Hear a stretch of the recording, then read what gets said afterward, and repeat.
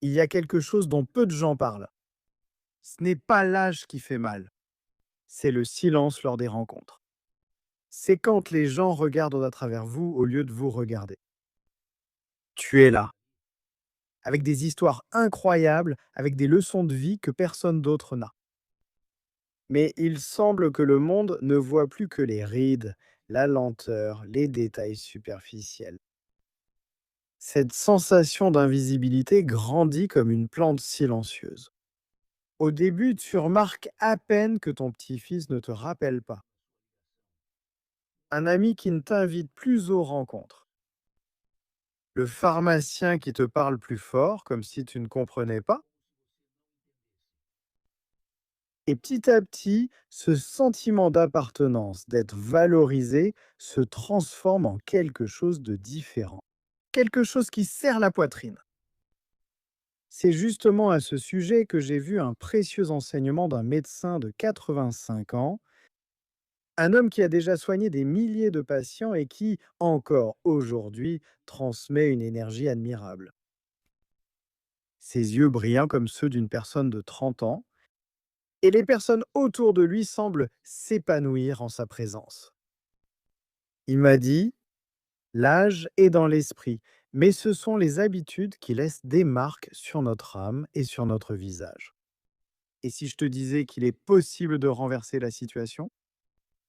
Qu'avec de petits changements, mais précis, tu peux retrouver cette étincelle dans le regard. Tu peux être de nouveau écouté, respecté et admiré. La bonne nouvelle, c'est que changer ses comportements est plus simple qu'il n'y paraît. De petites améliorations peuvent augmenter ta confiance, te rendre plus à l'aise en société et faire en sorte que tu sois perçu comme quelqu'un de plein de vie et de sagesse.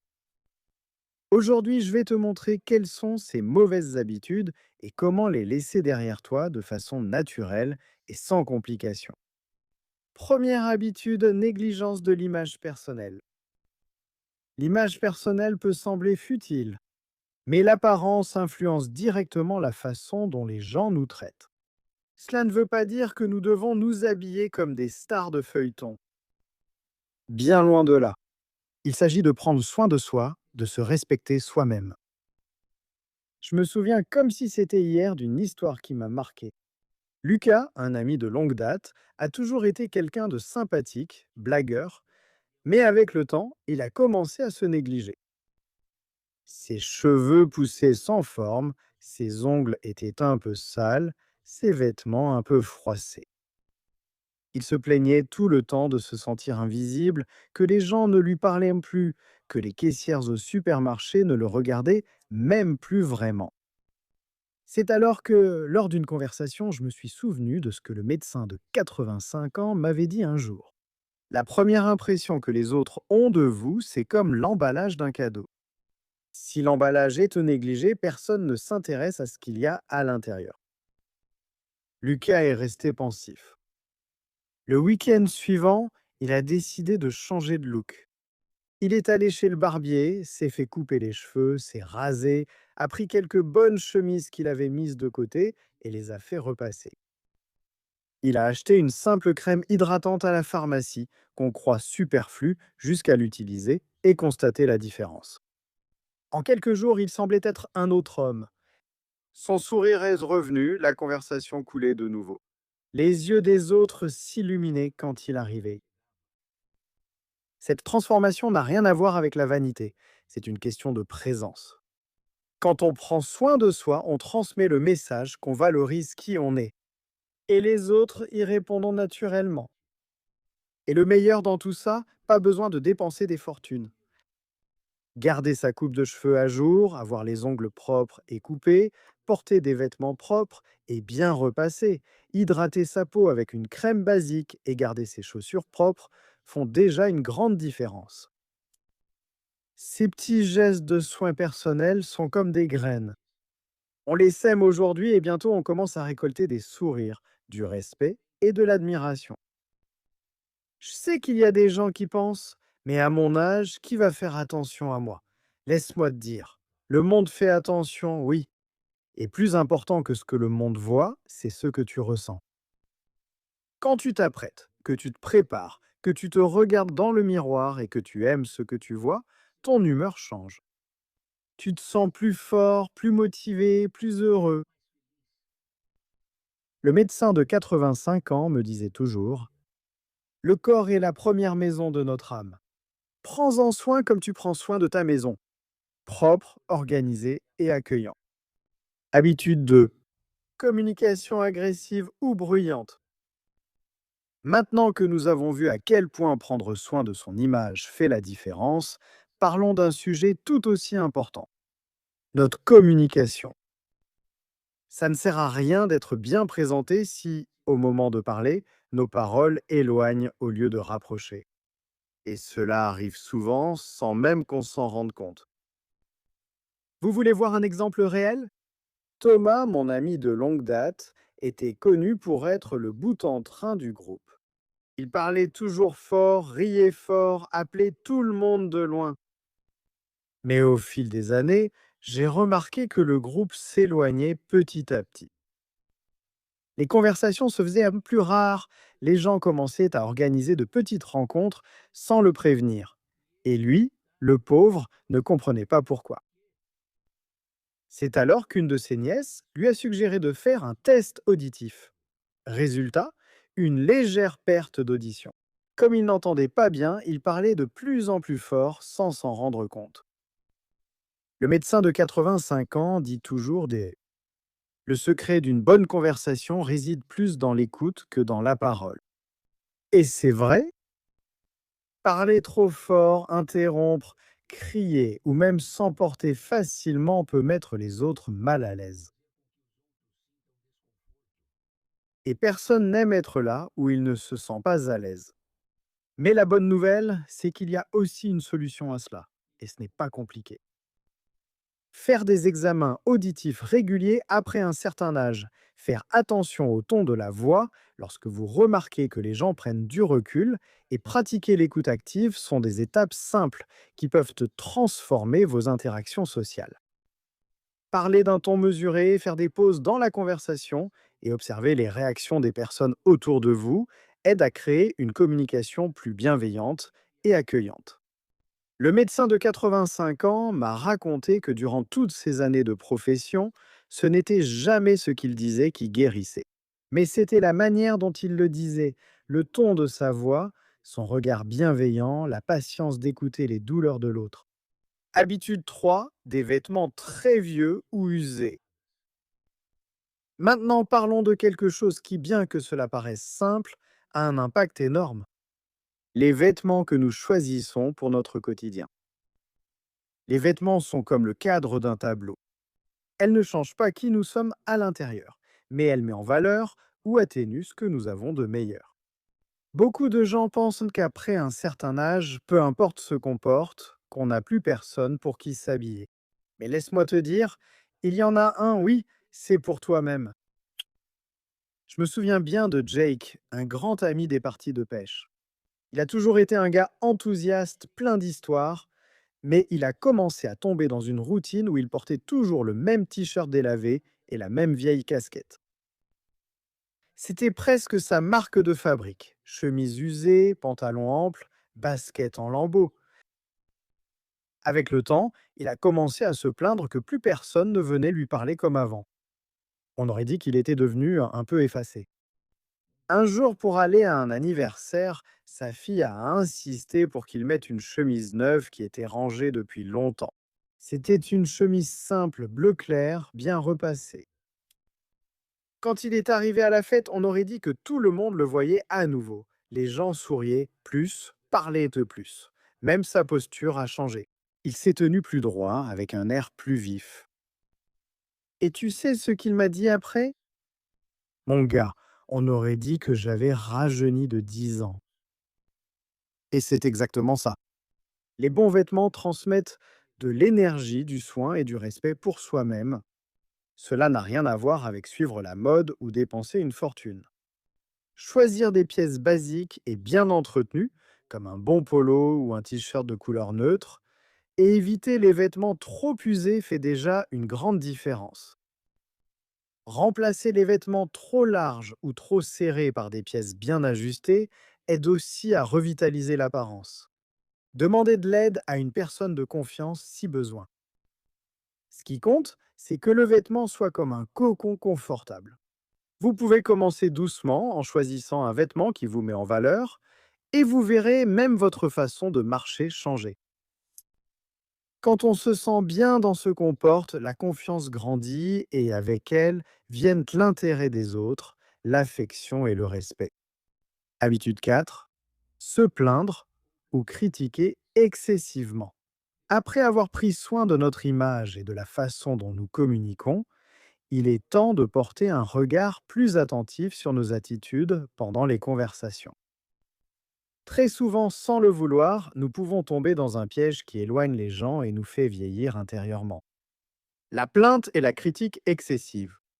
Il est naturel de ressentir de la nostalgie pour le passé, de comparer comment les choses étaient et comment elles sont maintenant. Mais si nous n'y prêtons pas attention, cette comparaison se transforme en amertume. Et le pire, c'est que bien souvent, on ne se rend même pas compte qu'on se plaint autant.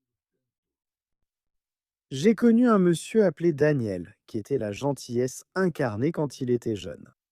Tout le monde aimait écouter ses histoires, ses aventures.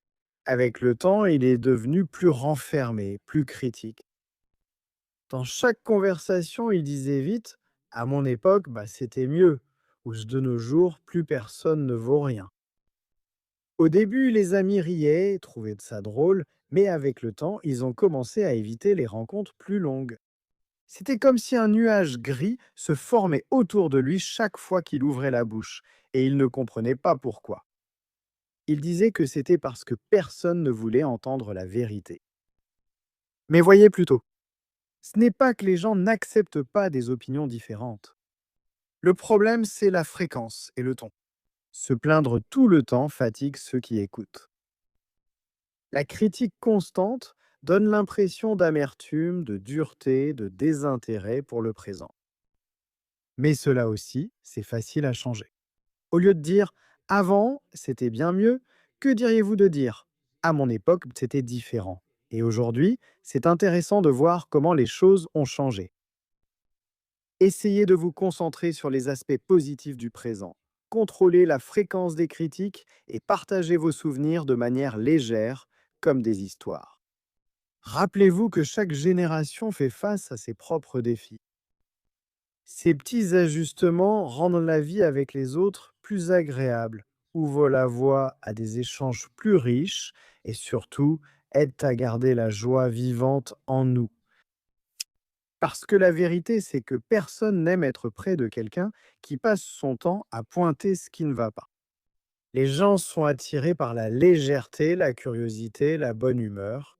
Et nous qui avons déjà vu et vécu tant de choses, avons en nous une source infinie d'histoire, d'apprentissage et de sagesse. Il suffit de choisir le bon ton pour les partager. L'énergie que vous dégagez vous revient. Si vous passez votre temps à vous plaindre, vous recevez du silence et de l'éloignement. Si vous rayonnez de curiosité et de bonne humeur, vous recevez de l'affection et de la compagnie. Alors, la prochaine fois que vous aurez envie de vous plaindre, essayez de transformer la critique en une histoire. Et si vous voyez le monde avec les yeux de quelqu'un qui a encore tant à apprendre, découvrir, rire. Habitude 5, posture et langage corporel fermé. Nous avons déjà parlé de l'importance de soigner son image, des mots que nous utilisons et de l'énergie que nous transmettons lors des conversations. Il est maintenant temps de prêter attention à cela. C'est quelque chose qui en dit souvent plus sur nous que n'importe quel mot. Le langage corporel. La façon dont nous bougeons, dont nous regardons, dont nous nous positionnons face aux autres a un impact énorme. Même sans ouvrir la bouche, nous communiquons déjà des émotions, des intentions et même des états d'esprit. Je vais vous donner un exemple réel.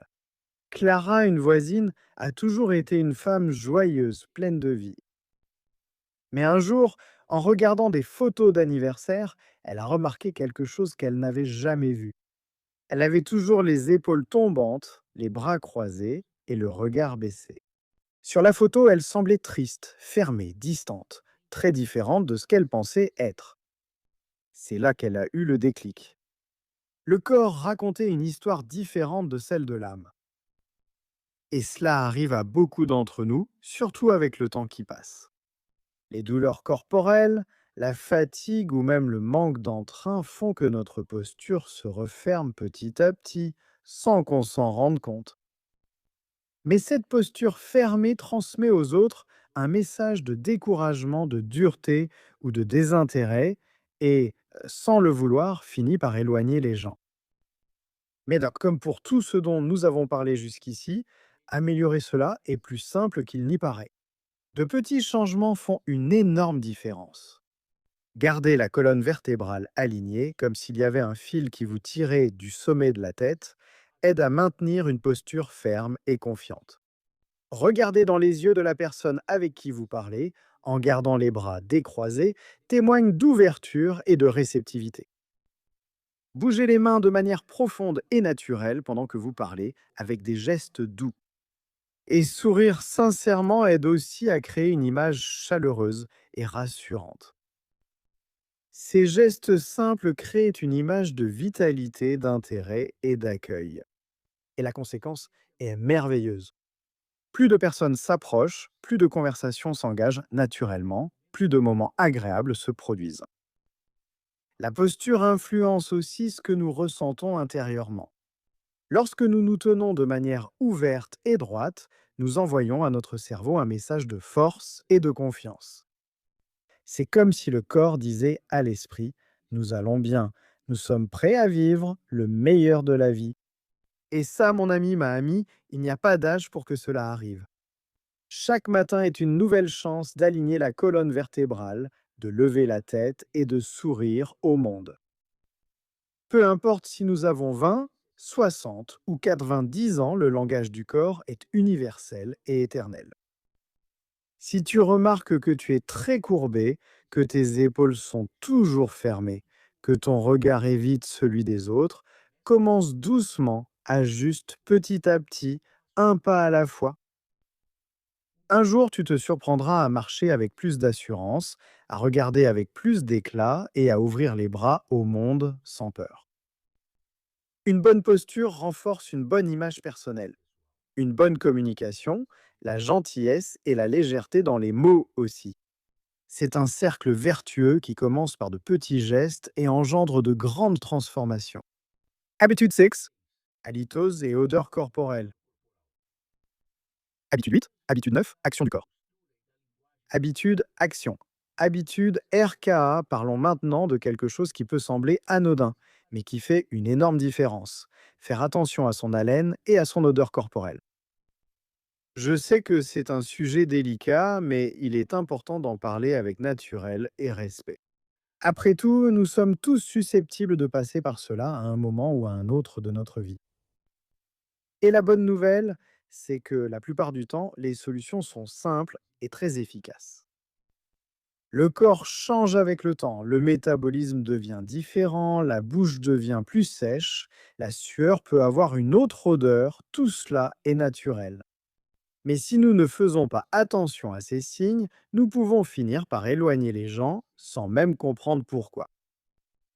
Vous voulez un exemple? Pito Pierre, mon partenaire de marche, était un gars plein d'énergie, de ceux qui illuminent n'importe quel groupe de discussion.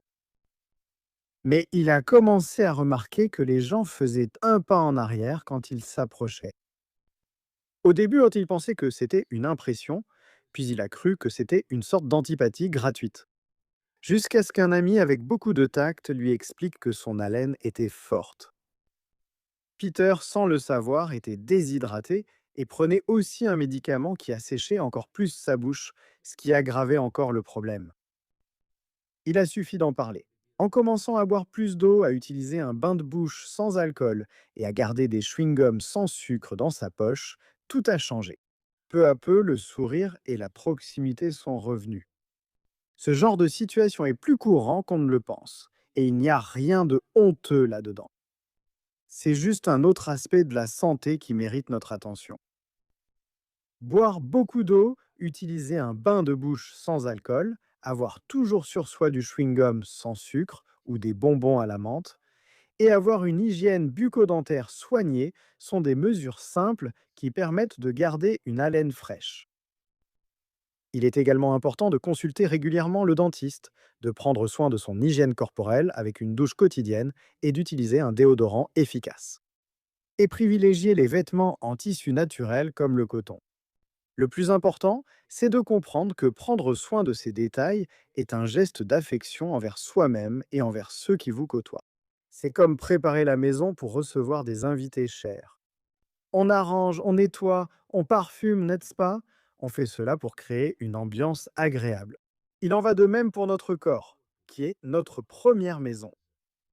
Et voyez comme c'est curieux quand on se sent frais, propre, bien soigné, notre posture change, notre confiance grandit, notre envie d'interagir se renouvelle. On dirait même qu'on devient plus léger, plus libre pour profiter de la vie.